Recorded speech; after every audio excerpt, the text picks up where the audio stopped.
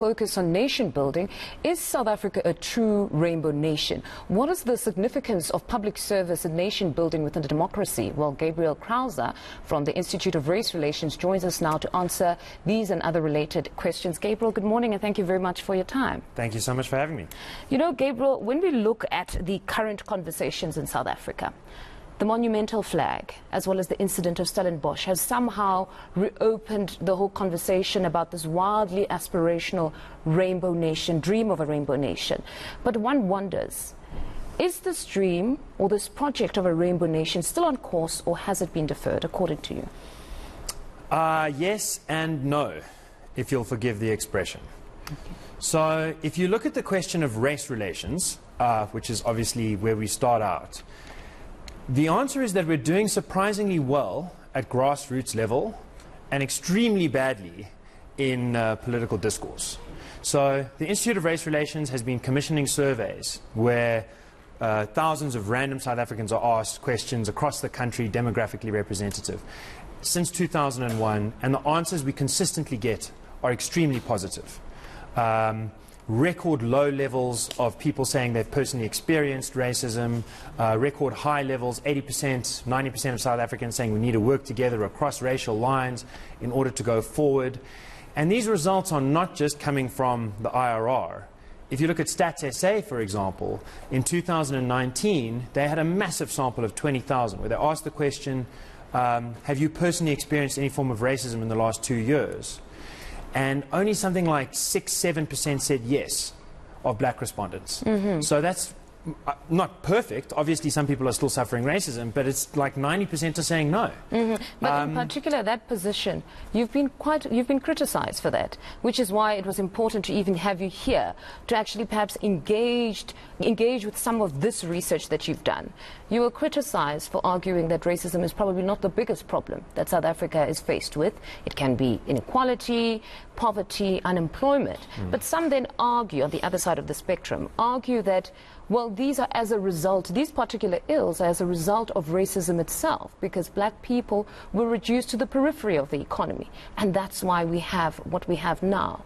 So you still believe that we should exclusively tackle the unemployment or the inequality without tying it in with racism still to this day?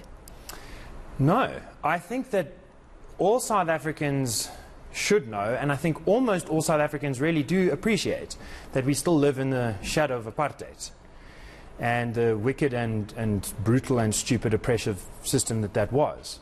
The question is, what works going forward, and what victories, what battles have already been won? How can we grow on our victories rather than pretending every time that it's the first time, starting from fresh each and every time? How do we build on success? So one of the successes just turns out to be that ordinary South Africans, for the most part, are already committed to the Rainbow Nation. That might not be easy for everyone to agree with, but that's not just what our data bears out. That's what the South African Reconciliation Barometer's data bears out, that's what Stats SA's data bears out, that's what the Institute for Security Studies surveys, insofar as they touch on this data, bears out.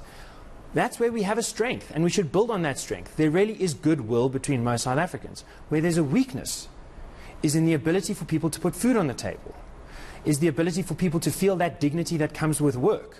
And of course, part of the legacy of unemployment is connected to apartheid. But it can't be the whole story, because in the 2000s, we added 2 million jobs between 2003 and 2008. Then between 2009 and 2019, we didn't add any jobs, basically, compared to the size of the population. And then in the last 2 years, we've lost 2 million jobs. So something is being undone and is making life worse now. So and that creates problems now that we want to address.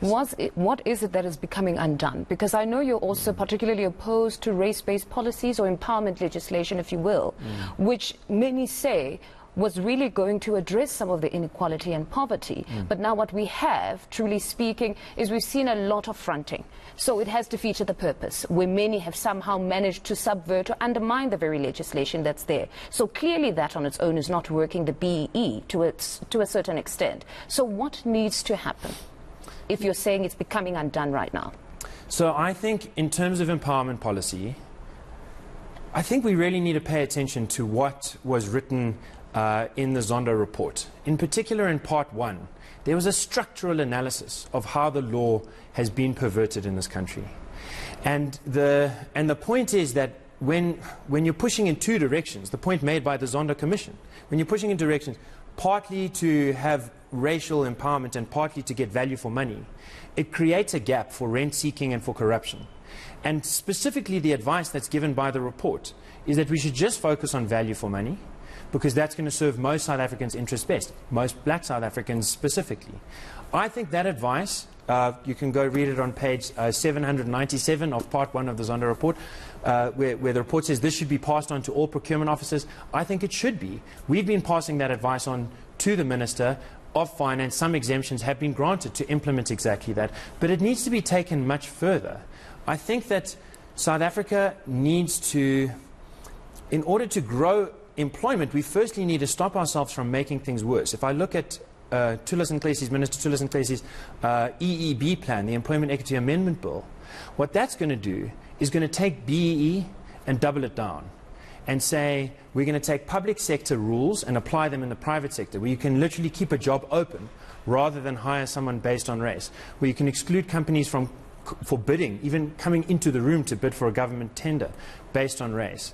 I think that's the opposite of what the Zondo Commission recommends. I think it's likely to drive state capture 2.0, not by people of any particular race.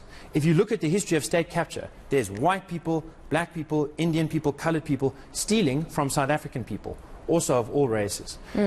So I think we need a reverse course. I think we need to go where most South Africans want us to go. And one of the questions we asked in one of our surveys was, would you rather have a decentralized system, a voucher system, where ordinary South Africans get to be procurement officers? Or would you rather have more BEE? And 80% of black respondents said they'd rather go for the voucher system. In fact, more white respondents said they would personally benefit from BEE than black respondents, which I think should give some sense at quite a deep level of how badly our policy is going. But I think where most people want to go is exactly in the right directions, towards merit, towards judging each other by what we do, not how we look. And it's to really respect the fact that we are South Africans. The Reconciliation Barometer has this question: should we identify as South Africans first, or should we identify as like black first, or white first, or Indian first, something like that?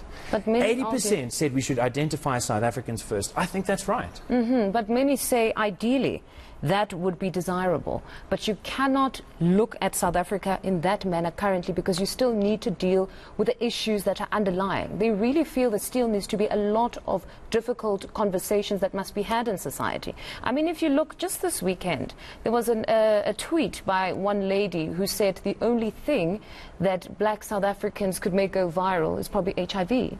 Now, such a conversation, again, opens up wounds. And when you see that, you realize that there's a lot of education that needs to happen. That when we speak of HIV, it knows no race, but it has disproportionately affected black South Africans. But at the heart of it, Charlize Theron reminded us, is racism. But many people were blind to that. That if we look at systemic racism, what happened there is that you had in the mining industry black families broken up because there was inadequate housing for those black families. You had the fathers leaving their homes. So some of the social ills that we are faced with today clearly are as a result of racism, but some sought to say no.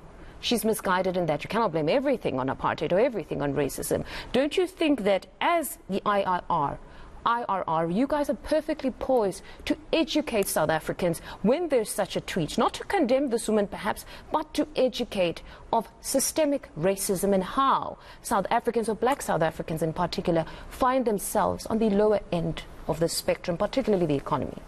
I think that's exactly what we do. So on the HIV example, there's a really good example.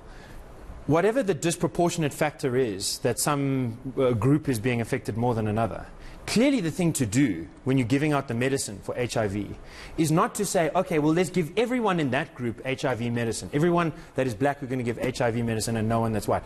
That would be offensive, although that's basically what the BEE policy amounts to. Instead, you should test people and give them the medicine that they need. That's the policy that we advocate for. We advocate for national economic empowerment for the disadvantaged, which would help poor people rather than helping rich black people who are already very well connected in politics, in power, and treat them as if they're disadvantaged, which I think is kind of offensive. Help actually poor people. Set up incentive structures that actually help those in need. And one of the policies since I joined the IRR that has been such a clear and obvious example of this, where I agree with you, the legacy of apartheid is that between 17 and 22 million South Africans, almost all of them black, live on government-owned land. Because in apartheid, the theory was a black person cannot be responsible for their own home. I think that was viciously insulting and terribly oppressive. And our new government for the last 25 years has done almost nothing to hand out title deeds. Now and then you see 25 handed out there, 400 there, but there are millions that need to be handed out in order to give people the dignity of owning their own home and the ability that that affords them to engage in the market. And that is a simple practical example of what we advocate for, what we have fought for to strengthen property rights, what we have raised hundreds of thousands of signatures for, and what we've gone to Parliament about and are prepared to go to court for. That is a very simple and concrete example of taking the medicine to match the disease and not getting too lost by how people look in the course of that. So, Gabriel, in closing, outside of government, what can ordinary citizens do with the assistance of institutions such as yours? How can ordinary citizens unite and continue in this project of nation building? I think the first and most important thing for most people is to keep the job they have or to get into work if they don't have a job. Every poll we've done shows that most people in this country know that the biggest problem is unemployment. So growing economic activity, growing sustainable jobs, that's number one. And that does mean working hard. And it's a tough thing to do, and people are committed to doing that. With race in particular, I think probably the most important thing is for us to be careful. When we see an incident on the news, even if we see an incident in our communities, not to jump to conclusions. Sometimes there are racist incidents and they must be dealt with discipline. Sometimes there are false allegations where it's just a misunderstanding. And sometimes there are allegations that are deliberately false and where people are trying to play the race card to excuse their own injustice. All three of those categories must be considered in any case and considered carefully. You gather the evidence first, then you come to a conclusion.